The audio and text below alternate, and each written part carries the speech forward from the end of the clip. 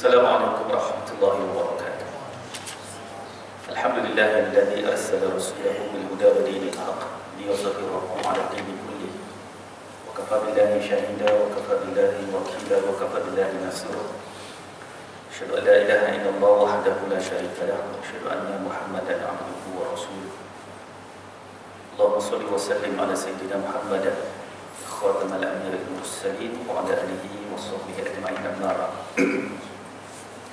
Alhamdulillah tuan-tuan yang dirahmati Allah sekalian, bersyukur kehadrat Allah yang telah memurniakan kesihatan yang baik pada kita sehingga kita dapat hadir ke rumah Allah pada hari Jumaat ini, hari yang penuh dengan keberkatan. Dan tuan-tuan yang datang awal berniat dan iktikaf masuk ke surau Jumaat ini, boleh niat iktikaf sembahyang sunat tahiyatul masjid, boleh buat tak masalah. Dalam kesempatan masa yang sedikit ini, saya akan berkongsi tajuk mengundang rahmat Allah Subhanahu wa taala. Bagi tuan-tuan yang nak berzikir, bagi tuan-tuan nak baca Quran, silakan, tak ada masalah. Di dalam Al-Quran ada beberapa ayat Al-Quran, agak banyak, lebih daripada 10 ayat, yang menyebut tentang kalimat rahmatullah ataupun rahmat Allah Subhanahu wa taala. Hari ini kita cuba tengok, mungkin sempat 3 ayat yang mana Allah Subhanahu wa taala berfirman dalam Al-Quran, "Wa ma tufsidu fil ardi ba'da islahiha wa da'uhu khawfa wa tama'a inna rahmatallahi qaribun minal muhsinin." Di dalam surah Al-A'raf, surah ke-7 ayat 56. Dalam ayat ini Tuhan mulakan dengan mengatakan wala tufsidu fil ard. Janganlah kamu melakukan kerosakan di atas muka bumi. Ba'da islahiha, setelah Tuhan menciptakannya dalam keadaan baik. Dalam ayat ini Tuhan sebut tentang larangan ataupun tegahan bagi kita manusia melakukan kerosakan di atas muka bumi tempat tinggal kita. Ada 2 jenis kerosakan. Yang pertama, kerosakan terhadap fizikal muka bumi yang kita hidup ini, seperti mana kita mencemarkan alam sekitar, buang sampah merata-rata, buang sampah di dalam sungai, merobohkan gunung dan tanah demi kepentingan golongan tertentu, melakukan pembalakan yang tidak terkawal sehingga menyebabkan berlakunya banjir besar, dan juga kerosakan-kerosakan lain yang menyebabkan impaknya manusia tidak menjadi aman, manusia tak dapat hidup dengan tentera. Yang kedua, kerosakan juga termasuklah melakukan kerosakan terhadap jiwa-jiwa manusia. Yang kita hidup kat dunia ni, kita kena jaga juga bahawa bukan kita saja nak hidup kat dunia ni, orang lain pun nak hidup juga. Sebab itu ada ayat-ayat Al-Quran yang memberi amaran kepada kita mengambil harta anak yatim, melakukan penindasan, tidak melakukan keadilan, bahkan melakukan kezaliman terhadap manusia, pecah amanah, salah guna kuasa, rasuah. Ini semua akan menyebabkan berlakunya kerosakan daripada sikap-sikap manusia. Hari ini kita tengok apa yang berlaku di Sri Lanka. Pemimpin-pemimpin mereka dibogilkan oleh rakyat yang merusuh kerana mereka lambat sedar apabila pemimpin-pemimpin yang melakukan rasuah dan salah guna kuasa, sehingga rakyat membakar rumah Perdana Menteri dan menteri-menteri kabinet. Tuan-tuan boleh tengok gambar-gambar tinggal seluar dalam je menteri-menteri ini, rumah-rumah mereka dibakar, kereta-kereta mewah mereka dicampakkan ke dalam sungai. Sebab apa? Sebab bila jiwa manusia ni rosak, impaknya kepada orang lain, sehingga berlakulah malapetaka yang disebut sebagai muflis di Sri Lanka. Hutang yang cukup besar, sampai hampir 90 bilion Amerika Syarikat, US dollar. Siapa nak bagi pinjaman? Kalau dibagi pinjaman, pastilah orang yang mengambil pinjaman itu akan dijerut lehernya sampai berapa keturunan kita tak tahu. Puncanya Allah Ta'ala beri amaran, wala tufsidu fil ardi ba'da islahiha. Jangan kamu buat kerosakan di muka bumi, nanti kamu yang kena. Sama ada alam sekitar, sama ada jiwa manusia, akhirnya yang kena tu ramai. Perdana Menteri baru Sri Lanka, baru-baru dia buat ucapan, dia kata rakyat kena sabar untuk membuat pemulihan yang memerlukan jangka masa yang panjang. Petrol pun tak ada tuan. Ada kereta mahal pun tak boleh jalan. Sebab apa? Sebab ada segelintir atau sekelompok manusia ketika dia melakukan kerosakan di atas muka bumi dan orang biarkan, orang pejam mata, orang buat tak tahu, akhirnya impaknya pergi kepada seluruh penghuni yang berada di dalam negara tersebut. Awal-awal lagi dalam ayat ini Tuhan kata jangan wala tufsidu fil ardh. Jangan kamu buat kerosakan. Kerosakan itu akan menyebabkan kita tidak harmoni lagi, kita tidak tenteram lagi. Mungkin kita dapatlah menikmati sedikit kesenangan, tapi bagaimana dengan generasi yang akan datang? Sebab bumi saja tempat tinggal kita. Kita tidak akan duduk di planet Pluto, tidak akan pergi ke planet Neptune, Zuhal dan sebagainya. Allah Subhanahu wa taala beritahu ini tempat tinggal kita. Wa iz qala rabbuka lil malaikati inni ja'ilun fil ardi khalifah. Allah akan mencipta satu makhluk yang jadi khalifatullah fil ard, memimpin di atas muka bumi. Ini tempat tinggal kita, ni bumi kita. Maka menjadi tanggungjawab kita semua untuk memastikan tempat tinggal kita dan generasi yang akan datang ini menjadi tempat tinggal yang aman daripada malapetaka, daripada kerosakan yang dilakukan terhadap fizikal muka bumi ini, dan juga kehidupan manusia dapat hidup secara harmoni, dapat mencari rezeki, dapat makan, dapat hidup berkeluarga dan sebagainya. Allah Subhanahu wa taala menyatakan bahawa bumi ini diciptakan dalam keadaan yang sangat baik. Memang betul, kalau kita duduk kita fikir, bumi ini Tuhan cipta memang sangat baik. Ada sumber alamnya yang kita boleh ambil, buah-buahan yang kita boleh makan, tak pernah pun kita letak perisa-perisanya. Kita boleh makan buah tu dengan rasa lemak, dengan rasa manisnya. Tak pernah pun kita buat perisa-perisa itu pergi kita letak di baja, di akar dan sebagainya. Tak pernah pun. Maka Tuhan kata, aku dah cipta bumi ni, tempat tinggal kamu tu dengan baik sungguh. Kamu boleh ambil manfaat. Kalau kita fikir pasal buah kelapa cukup ke tuan? Buah kelapa Tuhan cipta buah yang dalamnya ada air. Siapa yang mau masuk air dalam tu? Siapa mau masuk air dalam tu? Tapi kita boleh minum air kelapa tu, boleh menghilangkan haus. Semua orang boleh minum, hatta haiwan boleh minum, dan tidak pernah ada satu rekod pun menunjukkan bahawa manusia minum air kelapa kena keracunan. Tak ada. Di mana-mana orang sesuai minum air kelapa. Siapa mau masuk air dalam tu? Tak ada siapa mau masuk. Kalau kita duduk fikir tentang apa yang Tuhan sediakan di atas muka bumi, macam-macam. Itu baru cerita pokok kelapa. Belum lagi cerita pokok-pokok lain yang kita makan merasa manis buahnya. Siapa yang letak gula ataupun pergi siram madu pada pokok tersebut? Tak ada. Orang siram air, berbaja tek lembu, berbaja tek ayam, berbaja kompos. Tetapi hasil yang keluar tu Tuhan beri kepada kita manis, lemak. Tanam cili rasa pedas. Siapa yang pergi letak perisa pedas tu?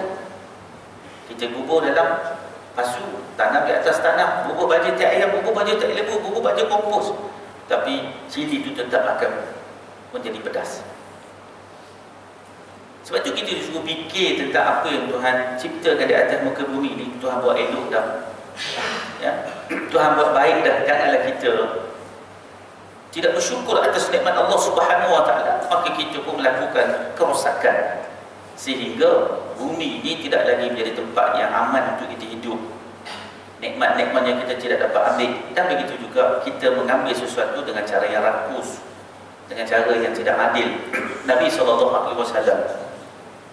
ketika sampai di bumi Madinatul Munawwarah, setelah Nabi buat masjid, perkara kedua projek yang Nabi buat adalah pasar. Dah siap Masjid Nabawi, apakah second projeknya? Second projeknya adalah pasar. Kerana orang yang beribadat juga perlu ada pendapatan, perlu ada pekerjaan, perlu ada makan dan minum. Pasar tu sampai hari ini ada lagi di Madinatul Munawwarah, di sebalik Masjid Nabawi. Sampai hari ini ada pasar tu. Dan Nabi pergi tinjau bagaimanakah para sahabat berniaga. Nabi pergi ke pasar. Nabi tengok orang berniaga. Ada seorang sahabat, dia menjual biji-biji ring yang atasnya kering, bawahnya basah. Kemudian bila orang datang beli, dia kaut yang bawah, lalu dia pun timbang. Nabi berhati, Nabi tengok. Kemudian Nabi pun pergi kepada sahabat yang berniaga ni. Nabi pun benamkan tangannya di dalam bekas bijirin tersebut. Nabi dapat rasa bahawa di bawah tu basah, di atas tu kering. Kemudian Nabi bertanya, apa yang kamu jual? Dan kamu jual, kamu ambil yang basah ni, kamu timbang, dia akan jadi berat. Sedangkan yang kering itu berada di atas. Tengok betapa prihatinnya Nabi SAW suruh manusia ni hidup, ambil perhatian dalam perkara-perkara yang menyebabkan hak orang lain dengan kita ambil. Ataupun melakukan kezaliman kepada orang lain, menjual dengan cara yang untuk mendapat keuntungan peribadi. Ini yang diajar oleh Rasulullah SAW. Baik, perkara kedua dalam ayat yang sama, Tuhan sebut, wada'uhu khawfan wa tama'an, hendaklah kamu berdoa kepada Allah Subhanahu wa taala ni dengan dua perasaan, iaitu pertama perasaan takut, yang kedua iaitu penuh pengharapan. Kenapakah Allah Subhanahu wa taala suruh kita berdoa ni ada perasaan takut? Takut maksud di sini adalah takut doa tu tak makbul. Kita berdoa tu macam-macam doa kita baca, tapi kita pasti nak doa kita diangkat dan dimakbulkan oleh Allah. Soalnya Allah Subhanahu wa taala suruh kita doa, takut-takut doa tu tak makbul. Kenapa doa tidak makbul? Tidak makbulnya doa disebut dalam hadis-hadis Nabi SAW, iaitu makan, minum, pakai, tempat tinggal daripada sumber haram. Ya. Hari ini orang tak rasa bahawa memakan sumber haram itu ada kesan terhadap ibadat. Orang tak rasa sebab dia tak menuntut ilmu.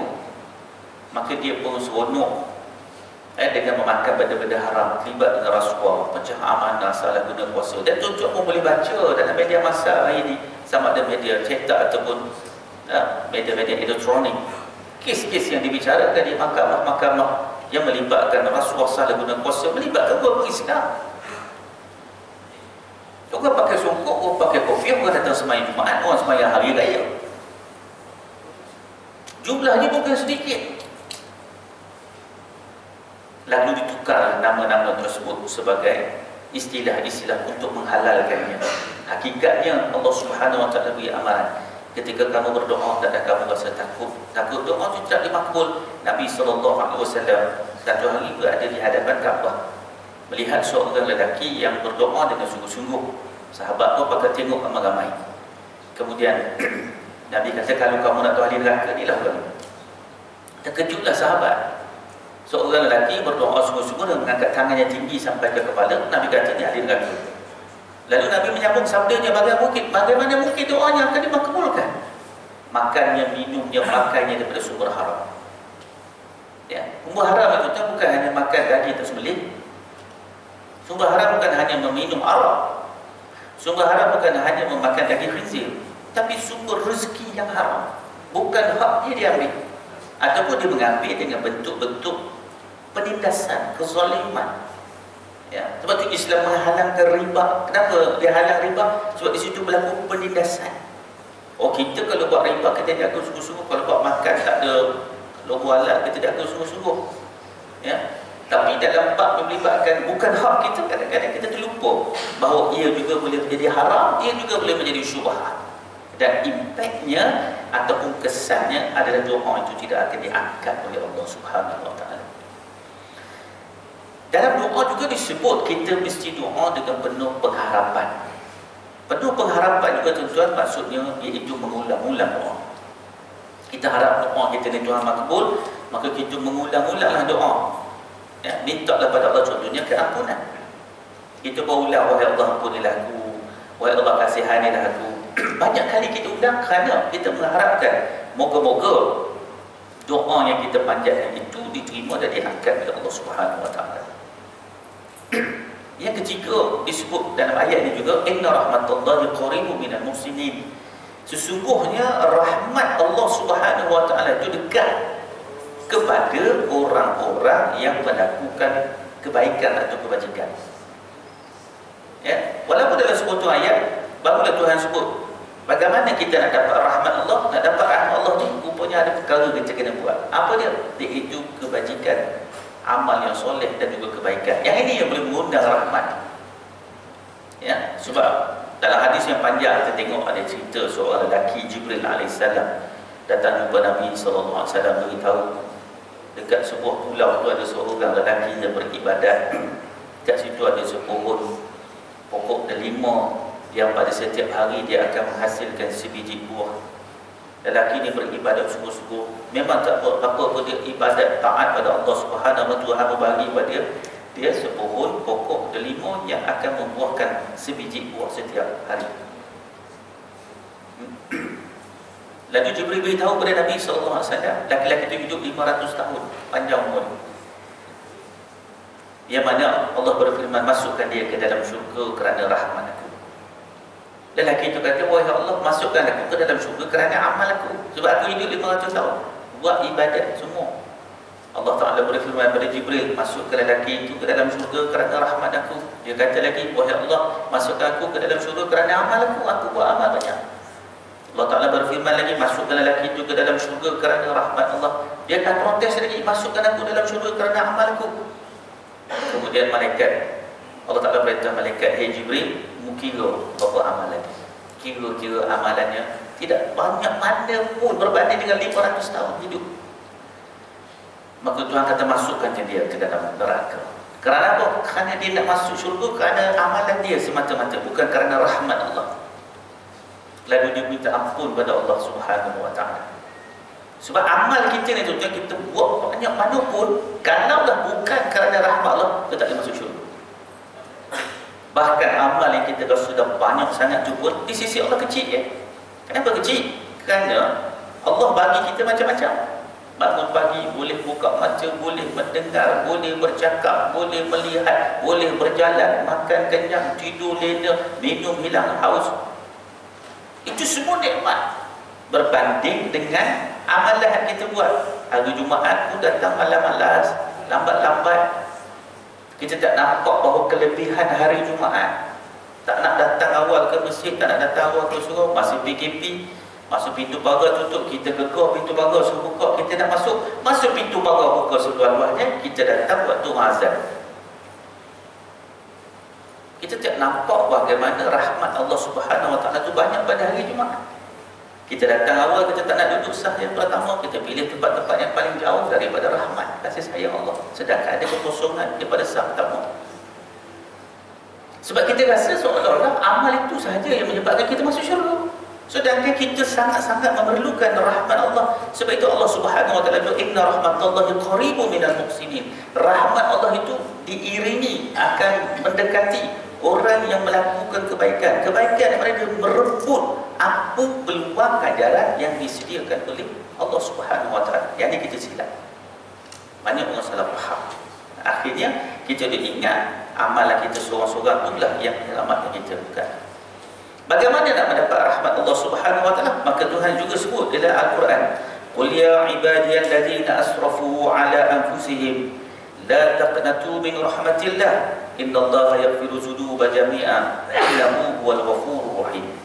Dalam surah Az-Zumar ayat 53, Allah Subhanahu wa taala menyatakan, katakanlah wahai Muhammad, wahai hamba-hambaku yang melampaui batas, yang telah mencelakakan diri mereka sendiri dengan melakukan perbuatan-perbuatan maksiat, janganlah kamu berputus asa daripada rahmat Allah, kerana sesungguhnya Allah Ta'ala itu maha pengampun segala dosa. Sesungguhnya dialah juga maha pengampun lagi maha penasihat. Dalam ayat ini juga Tuhan menyebut tentang min rahmatillah. Dari mana datang rahmat Allah? Tuhan beritahu rahmat Allah itu datang kepada orang-orang yang ahli maksiat, melakukan dosa, melampaui batas, tetapi dia minta ampun pada Allah. Tengok, orang yang buat maksiat, orang yang mencelakakan dirinya, orang yang melakukan ataupun melaksanakan larangan-larangan Allah, yang itu dia buat, perintah-perintah Allah dia tinggal. Lalu Allah Subhanahu wa taala beritahu, jangan kamu putus asa daripada rahmat Allah. Maklumlah tuan-tuan, kalau nak buat maksiat sampai umur 50 tahun, sampai umur 60 tahun, kalau fikir logik dah, berapa tahun lagi nak hidup, agak-agak boleh masuk syurga. Kalau buat matematik, tak boleh nak masuk syurga. Saya satu hari saya ceramah di penjara. Tanya seorang pakcik tu umur 57 tahun, seumur hidup tak pernah sembahyang, seumur hidup tak pernah puasa. 57 tahun umur dia duduk dalam penjara. Masuk penjara barulah nak belajar baca Quran. masuk penjara, barulah belajar solat. Bayangkan 57 tahun, tak pernah puasa sekali, tak pernah sembahyang. IC Muslim, IC Islam, raya-raya, jamu raya begini. Bagaimana orang begini? Maka disebut situ rahmat Allah Subhanahu Wa Taala. Sebab itu Allah Taala sebut dalam surah Az-Zumar ayat 53, bagi mereka yang mencelakakan dirinya, beritahu pada mereka, wahai Muhammad. Bahkan Tuhan panggil lagi, qul ya ibadiyalladzina asrafu, wahai hamba-hambaku. Tuhan panggil lagi, hei hamba-hambaku. Baiknya bahasa Tuhan, kamu tu hamba aku, kamu buat dosa, kamu jangan putus asa, minta ampun, aku akan ampunkan dosa, dengan syarat kamu mesti tahu bahawa aku sajalah tempat untuk kamu minta ampun, dan aku sahaja yang boleh mengampunkan dosa-dosa kamu. Dalam hadis kursi, hadis yang panjang, konteks hadis lebih kurang begini. Ada seorang hamba Allah, dia pun berdoa dengan mengatakan, ya Rabb, wahai Tuhanku. Malaikat ramai-ramai ditutup mulut dia. Tak layak dia panggil Allah Tuhan. Sebab apa? Dia tak pernah melaksanakan perintah Allah, larangan-larangan Allah dia buat. Kemudian dia berdoa lagi, ya Rabb, wahai Tuhanku. Malaikat ditutup mulut dia. Allah berfirman, hei malaikat, jangan tutup mulut dia. Malaikat kata dia ni ahli maksiat. Bila dia tersempit, baru dia ingat Allah. Allah Ta'ala berfirman, bagaimana mungkin ketika hamba-Ku memanggil-manggil namaku, aku tidak menyahutnya. Bagaimana mungkin Allah kata, hamba-Ku dipanggil aku, ya Rabb, aku sebagai Tuhannya tidak menyahut panggilannya. Kemudian dia berdoa, wahai Allah, aku minta ampun atas dosa-dosaku. Kemudian Allah Ta'ala berfirman, bagaimana mungkin ketika hamba-hamba-Ku memohon ampun kepadaku, dalam keadaan dia mengetahui bahawa aku sahajalah yang boleh mengampunkan dosa-dosanya, bagaimana mungkin aku tidak mengampunkan dosanya. Bayangkan, inilah Allah Subhanahu Wa Ta'ala. Dia akan ampunkan walaupun dosa segunung, meliputi langit dan bumi dan seluruh isinya. Tuhan menjanjikan dia akan ampun. Kemudian hamba itu, Allah Ta'ala berfirman, walaupun hamba itu tidak mensyukuri nikmatku dengan lupa kepada aku, sesungguhnya aku tidak pernah melupakan kepadanya dengan terus-menerus memberikan nikmatku kepada dia. Allah Ta'ala beritahu, walaupun kita ni lupa, Tuhan kita lagi lupa, tapi Tuhan terus bagi kita boleh bernafas. Kita lupa tentang nikmat Tuhan bagi kita makan kenyang, Tuhan terus beri kita nikmat makan. Kita lupa dengan nikmat Tuhan beri pada kita akal fikiran yang waras, yang boleh mengenal lagi orang ni, orang tu, nama ni, nama tu, dan boleh kenal anak dan cucu kita lagi tak nyanyuk pun. Kita lupa itu satu nikmat. Lalu Allah Ta'ala kata, walaupun hamba-Ku melupakan nikmat-nikmat-Ku, sesungguhnya aku akan terus-menerus melimpahkan nikmat-Ku ke atas mereka. Kita dia tak lupalah. Tuhan bagi sihat, Tuhan bagi kita kuat, Tuhan bagi kita kelapangan masa, kita lupa. Kita dah lupa. Dulu Tuhan bagi kita macam-macam, kita lupa. Kita terlupa. Tapi Tuhan terus bagi. Terus bagi ke kita. Berikan kita macam-macam. Kalau kita hitung, memang tak mampu hitung nikmat Allah Subhanahu Wa Ta'ala. Maka oleh sebab itu Quran mengajar pula kita untuk berdoa kepada Allah Subhanahu Wa Ta'ala. Yang juga terkandung dalam kalimat doa itu dalam surah Ghafir ayat yang ke-7. Allah Subhanahu Wa Ta'ala berfirman, Rabbana wasi'ta kulla syai'in rahmatan wa ilma faghfir lil ladzina tabu wattaba'u sabilaka wa qihim 'adzabal jahim. Doa ni ada dalam surah Ghafir ayat ke-7 yang Tuhan rakamkan, dan kita pun boleh berdoa dengan doa gitu. Apa maksudnya? Wahai Tuhan kami, rahmat-Mu dan ilmu-Mu meliputi segala-galanya, maka berilah ampun kepada orang-orang yang bertaubat serta menurut jalan-Mu, dan peliharalah mereka daripada azab api neraka. Tentu sekalian, dalam ayat ini Allah Subhanahu Wa Ta'ala sebut, Rabbana wasi'ta kulla syai'in rahmatan. Wahai Tuhan kami, rahmat Kamu itu meliputi ilmu Kamu. Maka kita pun minta pada Allah apa yang kita minta Allah bagi keampunan kepada kita di atas segala kesilapan, kesalahan, dosa dan maksiat yang kita buat, sama ada sengaja ataupun tidak sengaja. Maka kita boleh baca doa ini, dan kita juga boleh niatkan doa ini masa kita baca untuk anak cucu kita. Sebab apa? Dalam doa ini juga mengatakan, berilah ampun kepada orang-orang yang memohon taubat dan orang-orang yang mengikut jalan kamu. Dan kita pun masa doa tu, kita pun doa lah juga kepada seluruh anak-anak kita, zuriat keturunan kita. Kemudian kita pun minta wattaba'u sabilaka wa qihim adzabal jahim, dan peliharalah mereka daripada azab api neraka. Jadi tuan-tuan, kita ni dijauhkan daripada azab api neraka bukan semata-mata dengan ibadat-ibadat yang kita buat, semata-mata sebaliknya juga adalah dengan rahmat Allah yang begitu besar. Baik, sekarang itu tuan-tuan sekalian, dah 1:10, beri peluang kepada tuan-tuan ada masa lagi 3 minit untuk beristighfar, untuk berselawat ke atas Nabi SAW. Ini hari Jumaat yang diseru kepada kita memperbanyakkan selawat. Berbaki ada beberapa minit lagi, ya, berselawatlah ke atas Rasulullah SAW sebanyak-banyaknya. Wabillahi taufiq wal hidayah. Assalamualaikum warahmatullahi wabarakatuh.